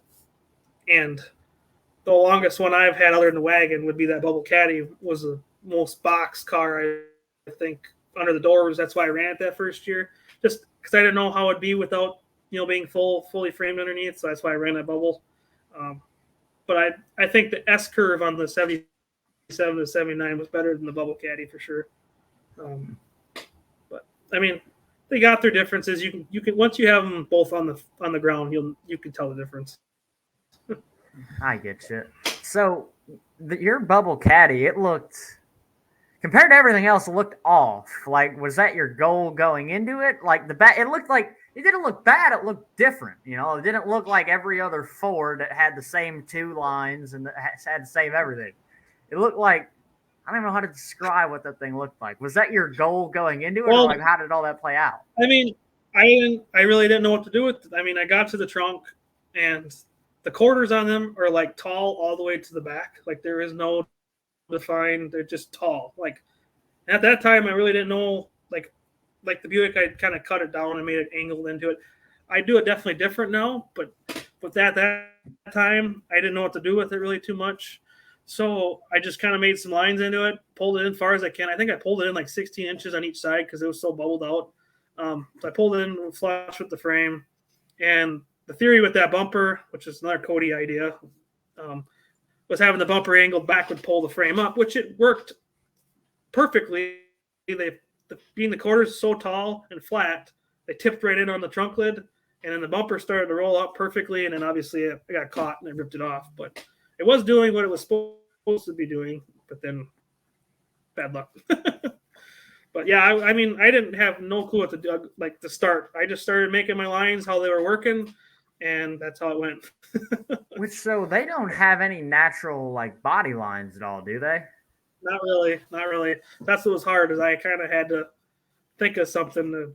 It had one line where the pinstriping kind of was on the body. Other than that, it was just a big swoop. So I didn't really have a lot of lines into it, but whatever it kind of shaped to is what I started making the lines to. So interesting. Like why do you think metric GMs get such a bad rap? Why do you think anybody that says he's got a metric GM, this is going to be an easy night? Why do you think that is? I feel like, it's an easy car to get, in Derby or whatever. I just feel like if you took a little more time into it, like just thought about things on it, you can make them pretty decent cars. I mean, you put a little thought. They might take a little bit longer to build, but you got to think outside the box of some stuff. I mean, like the frame side, some frame seam welding on the one I ran at last year. That was a little overkill probably, and it was supposed to be, but there wasn't a rule on it. So that helped on that car. I tilted that one in a different spot than I tilted the other ones. Tilting, I tried two new things on the ones I ran at Blizzard Bash. They worked. Last time, that two-door caddy I ran last year, I don't know if it helped it or hurted it, but I mean, you got to think out there on some of that stuff for them cars. To me, anyway.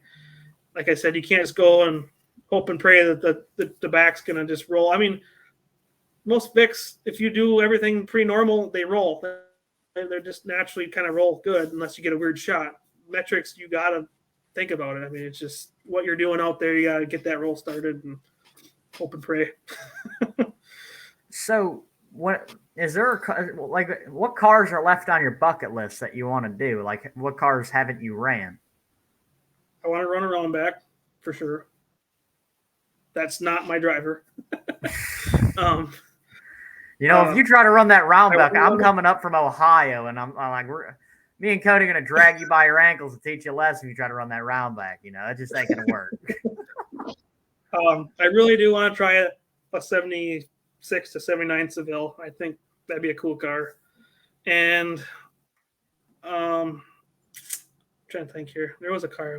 I kind of want to build some old ones too, like an older Mercury or something different like that. Just something way out of there, old school car, just to see what I could do with the trunk of one, or see what I could do, just see what it do. But something like that. What was I thinking? That Mercury Monterey that ran out there at Blizzard Bash this year, that green one. Oh yeah, mm-hmm. I think. Yeah. So I like odd cars. Well, I've run metric GMs. Oh yeah. There's such a weird, like, my dad ran one not too long, a long time ago. Like, it was, I was at least 10, and it just never really went well, which, I mean, it's kind of at the point where, like, if we already know a lot of things about Fords, so it doesn't really make sense to try to change anything up. Yeah. I mean, originally, before I got my Buick, the car that Cody ran was supposed to be my Blizzard or my Gold Rush car. The frame and body was 100% my car. I was going to run a 03 because you were allowed as many as you wanted, and I just couldn't do it. I just couldn't do it. I just like, no, I need an old iron or something. I just couldn't do it. I don't know. I just don't want to run a Ford. I don't know. I'll probably have to someday, but. Is it how they look, or like what is it? There's just so many of them out there. I don't know. Like I said, I like challenging myself, so I don't know. I get what you're saying. I'm a GM guy too from heart, so I mean, I just like my GM stuff. Sorry to hear. Ay. So, let's see. We got anything? Did I miss anything in the comments? Let's see here. Cody sees the vision and you do the rest of it. Mm-hmm, pretty much. Tells me what he wants and I do it. Fun. Let's see. I mean, the worst thing Cody could ever have is a plasma table next to building a car. So. Yeah, I can only imagine. So you work for Cody. So, like, what does he have you doing? Does he have you, like, sweeping the floors and doing all the stuff he doesn't want to do? Or, like, how's that work? No. He usually says I'm not doing anything, but most of the time, like lately, now they had the Black Friday thing with bumpers. We've been doing bumpers like crazy. So I've been working on those for the last week. So the shop needs a little bit of organization. He's got some new things to try out and new tools that he bought. But we'll get there. I mean, he wants to try build some new things eventually. We want to get the inventory up to like he builds a lot of little car stuff. We're always doing struts. I mean, he's got a ton of those. Try to stay busy, but he says I don't do anything. So what is one? He obviously makes a lot of bumpers and stuff. What's his favorite bumper that he makes? It. What's your favorite one to run? His favorite, obviously, is a pointy. I was liking the pointies. Came out with that Monty. I sold my pointy. That Monty was everything I could have asked for. It's not quite as much of a point as a pointy. It's 8 inches tall. It's got taper. And I like that it stayed bigger on the ends. I mean, I used the ends of that bumper at Gold Rush a lot to hit tires and stuff like that. I think it was perfect for what I run, for especially how I build my frames in the front. And I'm having to build me a 1/4-inch one probably for RCR too. So I mean, we'll probably build one. But so you're not really a pointy guy then. I mean, I ran pointies for the last 4 years. We built me one, brand new one last year for my Cadillac. I liked it. It worked out good. I think I made the front of the car a little too low, pointing down a little bit. That one gave out on me, I think, a little bit. But the way I had this one set up, especially being 8 inches tall, it worked phenomenally. I mean, I couldn't ask for anything better on that. Especially the way I run my top plate and stuff like that. It worked out good. So what makes you like the flatter bumper instead of the point? Because that's, basically Gage Sumner made it so you have to have a pointy, you know. Everybody, Gage Sumner did it. That's why you can't have a good Christmas for your kids, because you got to buy a pointy to compete. That's why. I mean, the biggest thing with the pointy is you got the reach. I mean, the big thing is you do got the reach. I just want to try it. I mean, I liked it ever since we came out with it. It has enough taper. I was ramping bumpers just as good as a pointy would do. Obviously, I don't have the reach to go over top of them all the way like you would with the pointy, but I had the sides of the bumper to use. And like the pointy sometimes don't have enough edge to them to get into a wheel well if you really wanted to. The Monty stayed like a brick on the end. So I don't know how many times I dug that into a wheel well and broke steering on someone. I mean, it was everything I could ask for, and it was not too much leverage on a car. Personally, I didn't want that much leverage pushing up on my frame or in the pockets or stuff like that. So that's why I chose the Monty. So I agree with that. That is the one thing I do not like about the pointy is how much leverage they put on the frame rails and everything. Because we're running those on cars with no full cradles in them, and to be honest with you, the first time we ever put them on one, I was telling Dad, I'm like, dude, this is a terrible idea. That thing weighs like 3 times as much as I do. This is not going to end well. But I mean, it climbs, and it's kind of weird how it works, you know. I mean, but it does. You can't deny that. I mean, that's probably why everyone runs them too nowadays. It's just a climbing game, to be honest. I mean, whoever can climb who and pop each other's rads or anything like that, or get your tires, you know, obviously. Which, like, that's the biggest thing now, so that's fine. Go ahead. So I'm from Ohio, so like it's kind of we're sitting these things 15 feet in the air and we're derbying. That's pretty much how it is, you know. Yeah. Like that Cadillac, the worst part about it was like it's a Cadillac, so it's really kind of hard to, without changing all the geometry in the front, it's really kind of hard to make that thing sit really high in the front. Which I sat way. Like this is the first time. It's like the first time I ran bigger tires too on the front in a long time. I mean, it was because Gold Rush, you could either have hump plates or spindles. So you had to pick between what you wanted. Originally, I was going to build something else. I was going to run spindles and not use. That's why I originally started with the 72, because I was like, I don't really need to back. If I'm not going to put hump plates on it, I'm not going to back up anyway.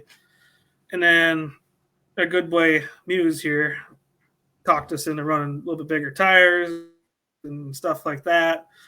So we ran the stock spindles and hump plates. And to be honest, I don't know if I want to run spindles again. I mean, they work awesome, but I just think they're just too heavy to me. Like took me 30 minutes to change out my spindle. I had the third round. Chris Collins got me, bent my spindle, but I could still steer. Tire was kind of rolling. It got bent a little bit, but I could still turn. Nothing broke in the steering. Took me 30 minutes after the heat, change out the spindle, put my hub back on it, and good to go. You know, and you're not messing around with some big, heavy 100-pound, not 100-pound, but heavy enough spindle, moving around, trying to get it back on, bending the ball joints, stuff like that. So I don't know. Like that. That is the one thing that I can say that I never liked about any of Cody's builds is that he always runs basically the donut the tire that's like 6 inches tall in the front. We were both gonna run those with +4 spindles, so glad we didn't. So what is the reasoning behind that? Main reason Cody started doing that is because he was running those G-body wagons. And he was trying to get a tire that aluminum wouldn't hit. Obviously, aluminum is pretty low in the front. You know, you'd have something small enough where it can't get it. So he thought of getting those tires. He tried them. Worked good on the first wagon. The only thing that sucked is he wishes he could get them foam filled because they pop off the bead kind of easy. But then he gave me the task of building the suspension on his Vic wagon to run those little tires with stock spindles. I was like, I don't know if this is possible. They're only 18 inches tall. I'm like, that's a long drop for stock spindles, you know. So I got a little in depth in the rules, and you're allowed a sleeve, and I made it all work, and it worked. But like I said, wish we could have foam filled them. They would have helped a lot on that car because they blew off the bead. But then we took this other route with different tires, and I'm kind of glad I did. I mean, the way the track was and everything, the tires work great, so can't complain. So for out there on that hard track, do you think it's better for the tire and all that to have give in it compared to like a really hard tire? I mean, I was having a lot of troubles. I mean, I even had double 23s at Blizzard Bash, and I kept blowing them off the bead on the hard tracks, turning, stuff like that. I thought having a little bit taller tire with a little more sidewall helped a lot on that track, just from sliding and stuff like that. And it wasn't so hard on digging into your, like, you get hit really hard on the side, doesn't dig in and try ripping your lower arm or bending it or something like that. So I think that was a big factor. I mean, some other guys had good luck with 23s there. I'm not going to say they didn't, but it helped us a lot, me and Cody especially. Especially driving around too. Sometimes the track got a couple holes in it. It was a little rough in spots, but it wasn't terrible. So what did you guys run for rear tires? You guys ran solids, correct? Or did you... Yeah, I had brand new 22-inch, I think, solids. And then Cody ran STAs the first round and then dropped it down with the same 22-inch solids. So you think that worked? You think that was the best rear tire option you guys could have went with? As hard as that track was, I don't think it mattered what grip you had. I mean, it was so hard, but yet it was slippery. I don't know if I say it, but it was like driving on ice a little bit, but you had the traction there. Yeah, like if you whip around, it would slide right on, but it wasn't. You weren't sinking. You weren't doing any of that stuff. The track was, like I said, phenomenal. Other than a couple of ruts, obviously we can't really prevent ruts, but like I think it was the third round where the first heat. That track was fast, smooth. It was great. I mean, it was fun to drive on. Well, one thing I noticed is that like that track, there in Kansas are some of the only tracks I've seen where you go out there and you're like basically burning rubber on dirt, which I now that I said that, figured out they're doing it right. Now that I said that out loud, that doesn't really make sense. Burning rubber on dirt, but they